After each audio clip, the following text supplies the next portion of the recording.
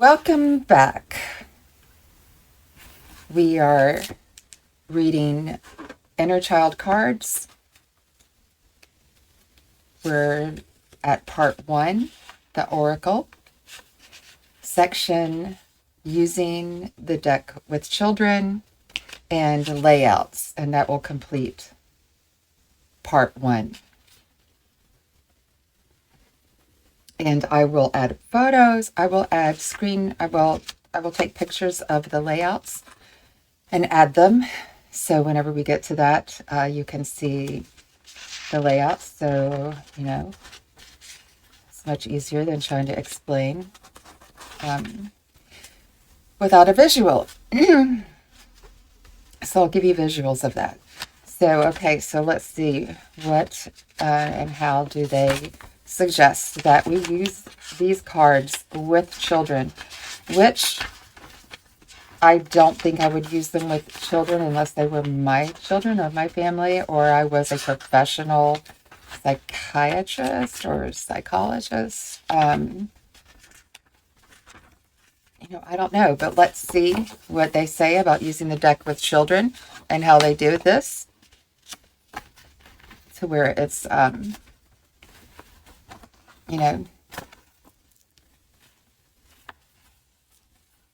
going to be simplified. And also, how do you know if you're uncovering some dark secret that they are trying to share with you, kind of like play therapy. So I'm sure if you're a professional, you could figure out a way to use these decks, this deck with play therapy, but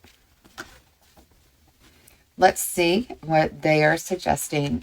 I am discovering this right along with you. So here we go. Using the deck with children. When you are using these cards with children, we recommend simplicity and encourage you to be creative and imaginative. Our goal in designing this deck has been to awaken the innocence and wonder of a child's heart. There are many ways you can play with these cards. Here are a few ideas and suggestions about how to bring these 78 stories to life for young people. Children are tactile and physical. They love to examine and touch the world all around them. The cards provide a powerful vehicle for them to explore their fertile imaginations. The simple act of shuffling and holding the cards can invoke their curiosity and fascination. As you introduce the deck to children, be sure to describe the card's special and precious qualities as pictorial friends, teachers, and guides. This will enhance the child's feelings of respect as they learn to play with and attune to the colorful and fanciful visions that they are offered throughout the deck. These cards can be used as a quiet and meditative tool or as a medium to invoke fun activity. We hope they will encourage storytelling and visualization. In an era of high-tech television and video, the children of Western culture have had their dreams and visions handed to them on a silver screen. Their urge to produce magic and participate in creative play has been replaced by passivity. For many children, the inventive process of imagination has become a mere spectator sport. We hope to reintroduce the concept that each one of us carries the divine fire of creative passion within us. It is in the act of expressing our dreams that we fulfill the potential of our personal art. There are many ways to introduce the cards to a child. You can fan 22 major arcana cards out in an arc, and have the child choose one. The chosen card then becomes the story that you share together. You can lay out all 78 cards and have the child choose from the entire deck. Any image that appears can be the idea for a story or play. Encourage children to invent and discover their own meanings behind each card. At first, they may resist. This is where you can be an inspired example of spontaneity. It is fun to take the deck along on hikes or picnics. During a rest time, you can bring out the deck and let each person choose a play card. How each person becomes acquainted with their image or fairy tale is then part of the surprise of the day. Using the card in nature is especially wonderful and enriching.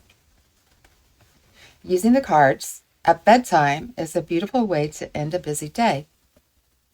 For the images of the day are what feed us at night. A special deck could be kept on a child's bedside table or bookshelf, and the choosing of a dream card could become a nightly ritual. This could be helpful for a child with evening fears, for the image could be put under her or his pillow as a guardian or protector. You may want to intentionally pull particular cards, such as the guardian angel, the fairy godmother, or wishing upon a star, to be on their bedside table at night. Holidays and festivals are times to use the deck as well. There are certain cards in the deck that can be brought out to enhance table decorations. For instance, the St. Nicholas card could be placed among the Christmas stockings. The Six of Wands, the Maypole dancers, could be placed next to a vase of freshly cut flowers on May Day to evoke the spirit of springtime. And the Seven of Crystals, the child with the menorah, could be placed near the Hanukkah candles. There are many possibilities, including Easter, Mother Goose, the solstices and equinoxes, the Yellow Brick Road, and birthdays. On each birthday, the deck could be brought out, a card selected, and this card could be seen as the child's true birthday card. All of these suggestions are meant to be expounded upon and changed according to your family, friends, and playmates. The true mission is to unite with the cards and let them speak their own language. These examples are intended for children of any age, from 1 to 100 and beyond. Let the child play within your heart. Enjoy. Now, the next chapter is called Layouts. I'm assuming these layouts are for not just for children, but for children and the child within. Layouts. Before shuffling the cards, choose an appropriate layout for your reading. This is an important step in the process, as the mental choice for the layout immediately conditions your subconscious, allowing it to magically select the right cards for particular positions in the layout. Shuffling the cards is another significant ritual. Each individual has a style in this regard. And we simply suggest that you shuffle with sensitivity and care. Realize that you are putting your vibrations into the cards and that the cards will respond to your deepest longing, desires, and spiritual needs. In some kind of mysterious way, your own subconscious will guide the shuffling and card selection process. Go with the flow and open yourself to the wonder and joy of your heart's secret realm of wisdom. When choosing cards from this shuffled deck, most layouts first fan the cards. When choosing cards from the shuffled deck for most layouts, first fan the cards, always keeping them face down, and then use your left hand to select each one. The right side of your brain use your left hand because the right side of your brain controls and guides the left side of your body. Thus, your left hand is more in alignment with your imaginative and intuitive right brain, while your right hand is more connected to the rational, logical left brain. However, if you are left-handed, the opposite may be true.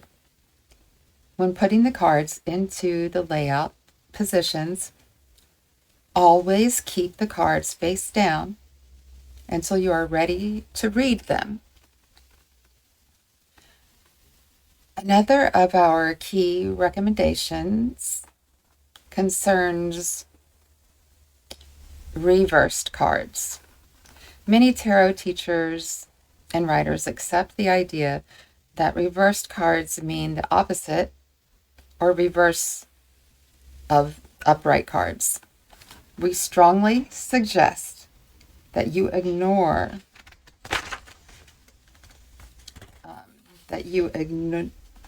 we strongly suggest that you ignore that any cards are reversed and simply make sure each card appears upright.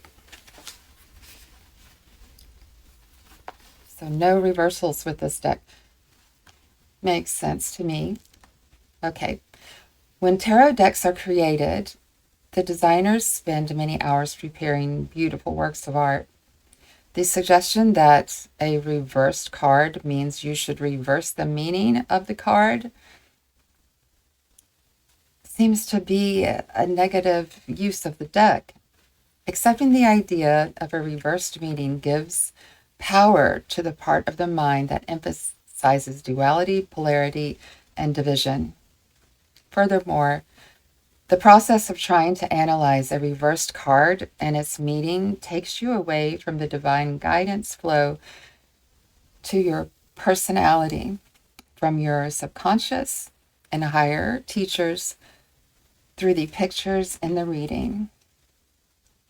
Every card will speak to you, but only if you are looking at the image the way it was painted and drawn initially. The wishing well. All right, this is the layout called the wishing well. You will see I will place a photo on this video, and it is a circle.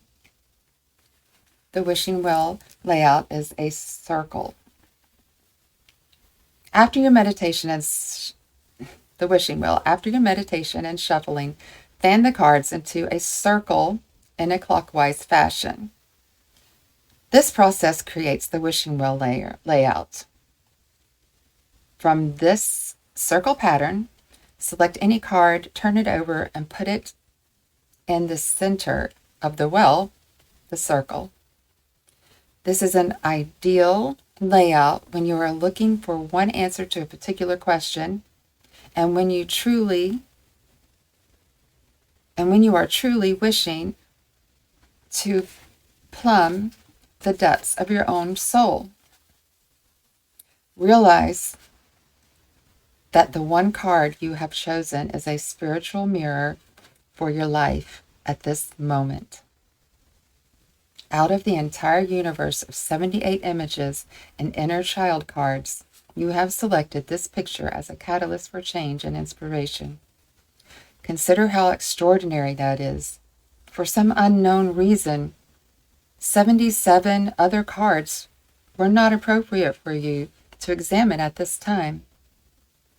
As when you toss a lucky coin or stone into seemingly bottomless wishing well, a gift from your heart's secret well of wisdom and love appears. In this case, in the form of a card. Treasure this manifestation of your child within.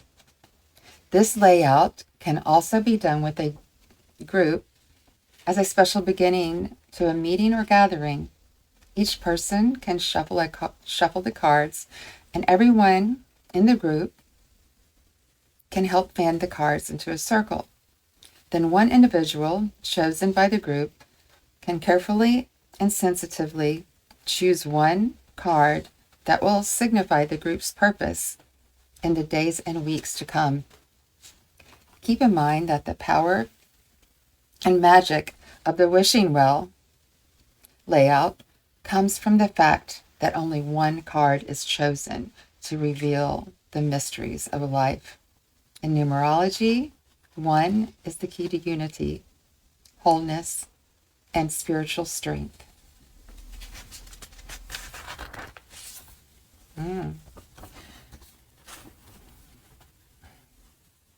Next section, next layout is called What's Around the Corner. This layout is our version of simple past, present, and future. Reading containing 3 cards. The number 3 is always connected with synthesis, creativity, joy, and divine inspiration.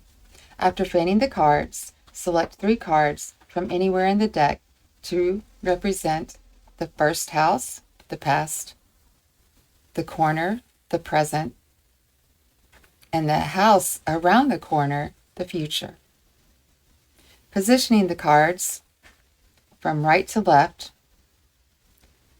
just as a child might be on a bicycle traveling from his or her home around a corner to a friend's house, you are currently leaving one reality and turning a corner into your next experience.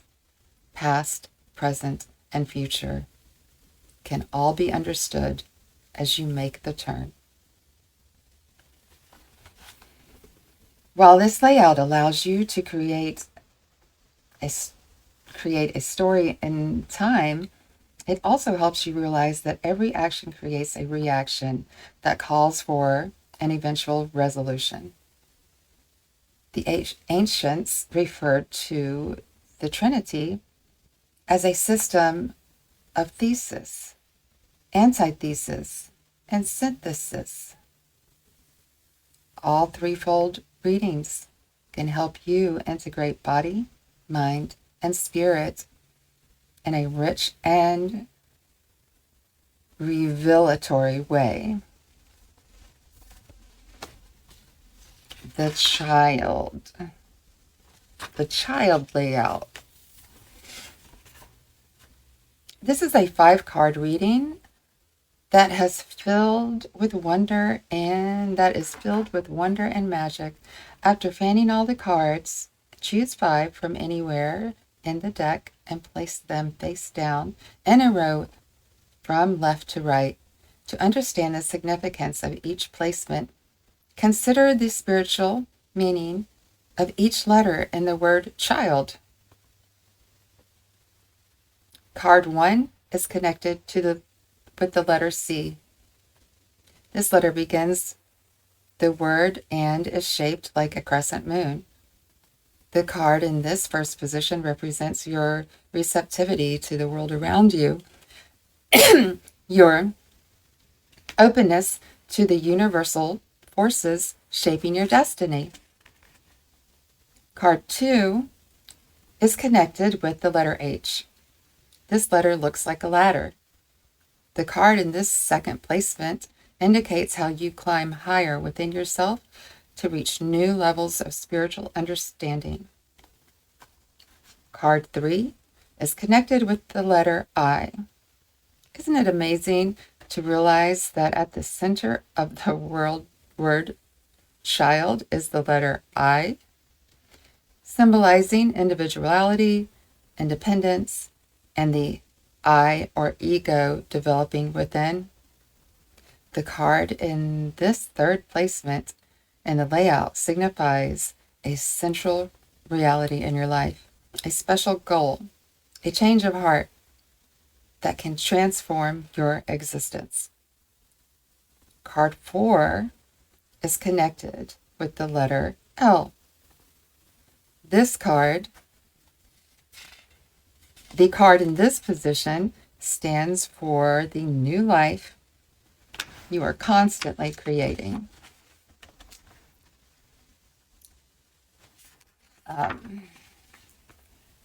The card in this position stands for the new life you are constantly creating, the love you are attracting to yourself and sharing with others, and the laws of the world that you must comprehend.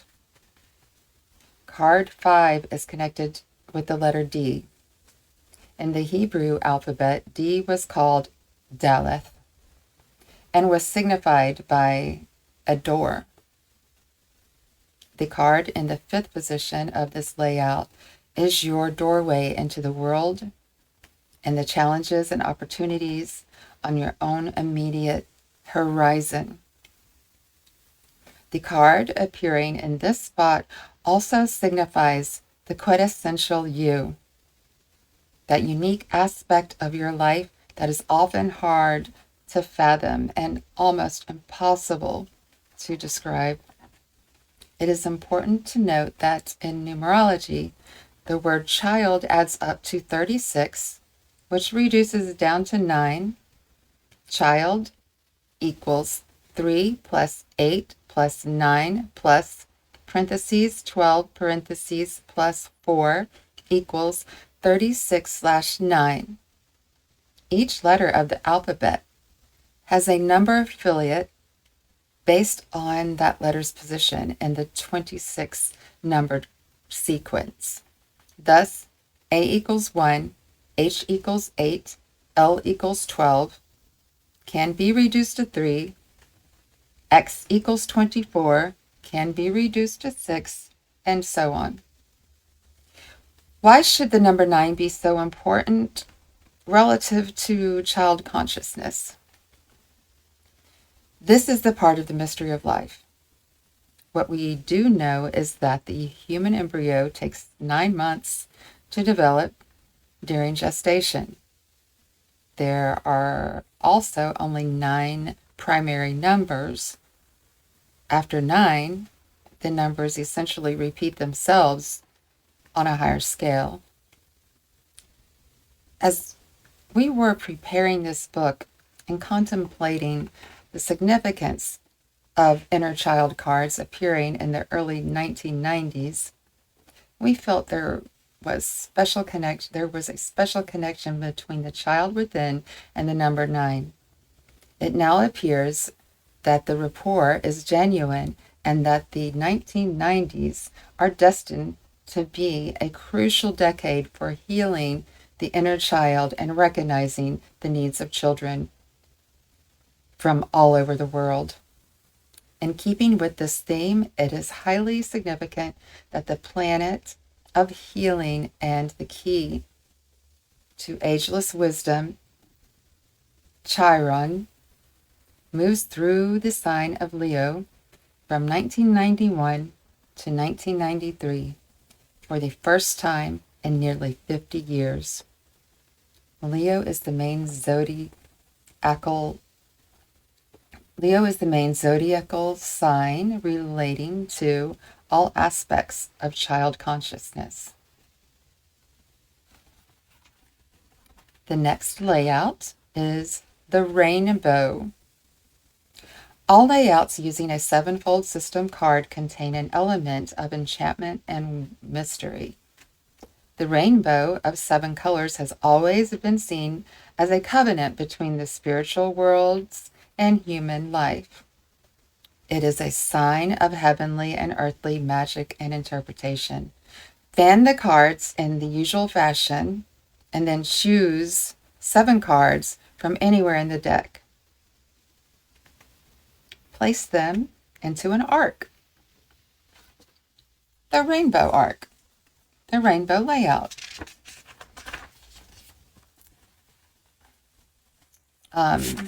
Place them into an arc from left to right, in which the first 3 cards lead up to the top, 4th card, and the last 3 cards follow, completing the pattern. There are several ways to interpret the cards in this layout. The simplest is to see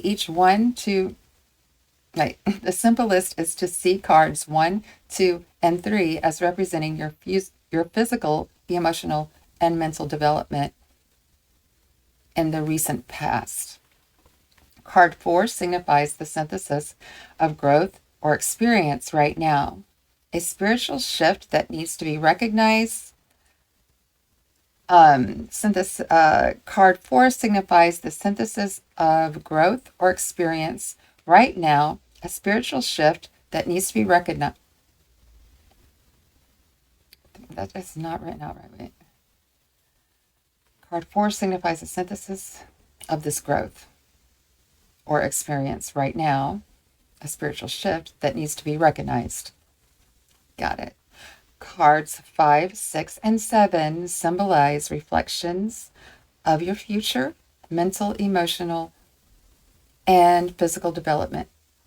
In this method, there are subtle yet important links between card 1 and 7, between cards 2 and 6, and between cards 3 and 5, with the 4th card as the unifying heart of the reading. The 7 colors and 7 chakras, centers within the etheric body, can also relate to the 7 cards in the rainbow reading. Therefore, the sequence of the images in this layout can actually help you understand if part of your body needs healing or if an aspect of your personality needs nurturing. Very inspiring.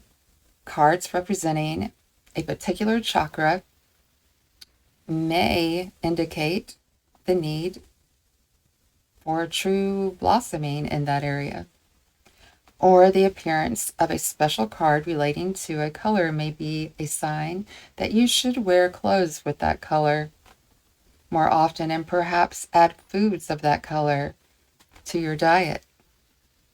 The number 7 is also crucial in terms of soul expression. In some schools of thought, it is said that the soul truly takes control of the physical body at age 7. At that time, the ego, or I, incarnates more fully into the child, allowing the next 7 years to be ones primarily devoted to emotional growth, ages 8 through 14. This is then followed by 7 years emphasizing mental expression and development, ages 15 through 21. Then there are another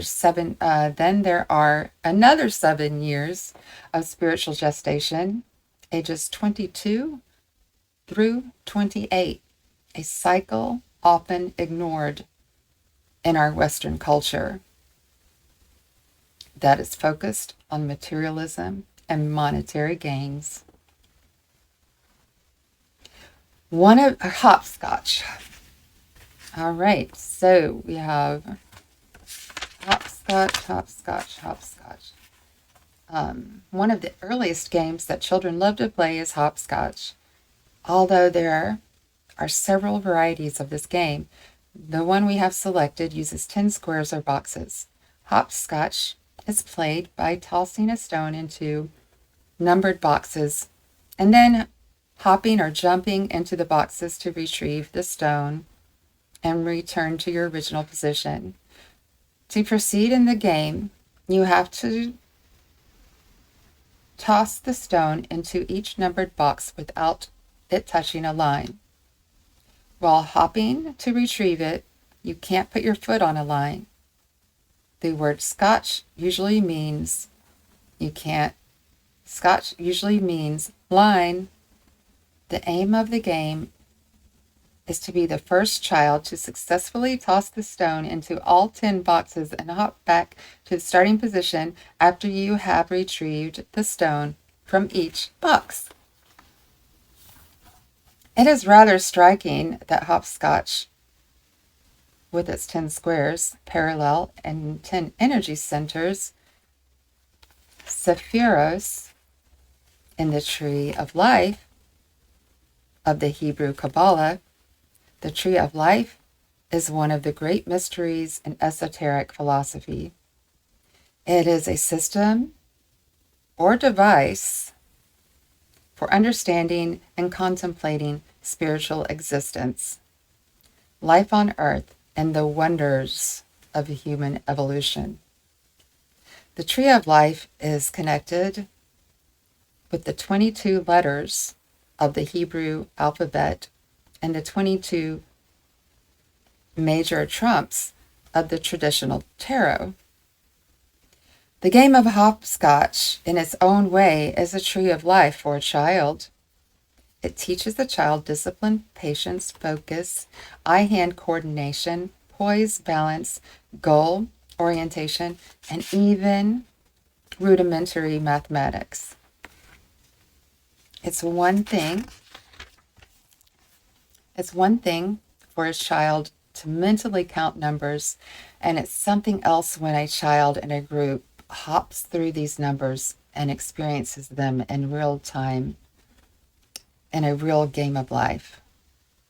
After fanning the cards, choose 10 from anywhere in the deck and place them face downward in the numbered boxes of the hopscotch layout.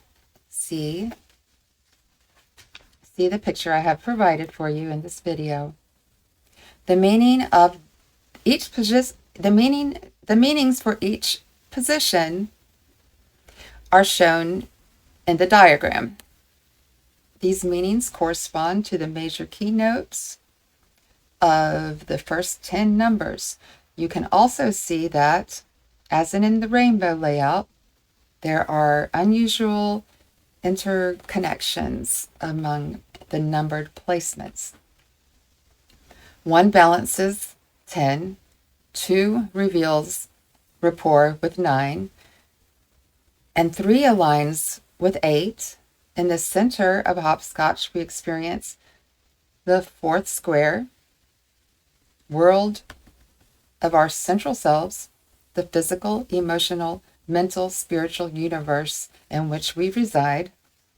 The first 3 cards can signify our own internal divinity, our own internal divine trinity, while the final 3 images can represent the triune synthesis of experiences awaiting us in the external realms. Now, the next layout is a spiral staircase. And I believe this is the last one. Very interesting. I believe, I'm not sure I've ever seen this one. Anyone familiar with the mystery novels and suspenseful film classics will recognize the form of the spiral staircase. But what does it truly represent? In an odd way, it's a reflection of the spiral-shaped DNA molecule that holds the genetic code, that utterly unique internal design that makes a human being completely distinctive. In this regard, it is fascinating to note that the building blocks used by DNA to form human proteins are amino acids, and there are 22 primary amino acids actively at work in human cells.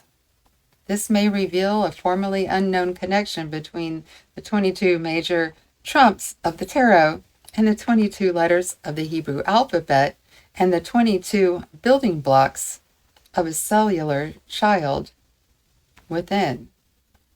The spiral staircase may also symbolize the serpentine Kundalini energy and power that is said to be coiled like a snake at the root chakra in every person, ready to be released and offer enlightenment for the individual during a moment of spiritual initiation. Ultimately, this staircase is the step-by-step unfoldment of our lives on this planet. It can represent the evolution of our reincarnational selves, or the year-by-year progress in one single lifetime. In our version, there are 22 steps on the spiral staircase. This layout is designed for the reader eager to look at the first 22 years of a child's life. Each card signifies 1 year. Another way to utilize this reading is to break it down into 3 7-fold sequences topped by one final card, synthesizing the entire reading. In this way, the first 7 cards signify the child's physical evolution. The second 7 represent his or her emotional growth, and the third 7 connect with his or her mental unfoldment. The 22nd card is the zenith or pinnacle, the spiritual life guiding the seeker on the path. Because this reading has 22 actual placements, its structure carries an enormous power. The number 22 also connected with 0.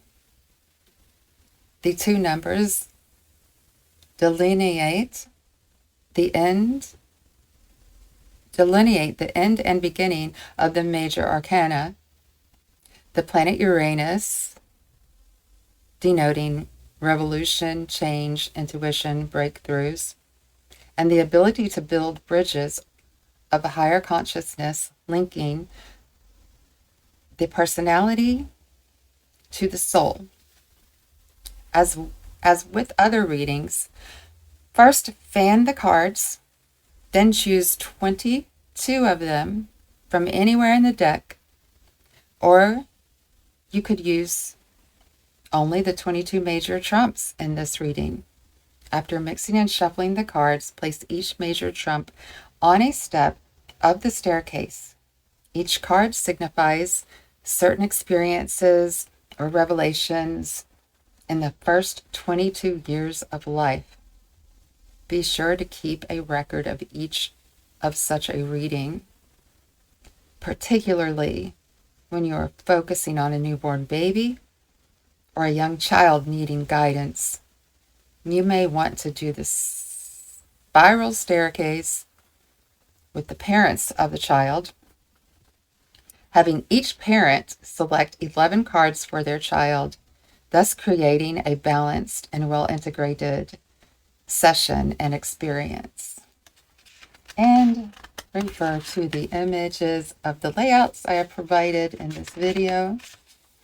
And I'm going to take a break, and when we come back, we will be in the second section. We'll be in part 2 of 3, and part 2 is called the Major Arcana, and then part 3 is the minor part 3 is the minor arcana, and I believe, yes, there's only 3 parts to the book, and then at the end are some things about the authors. So whenever I come back, we will start diving in to the cards and how they explain each one and compare it to the classic tarot.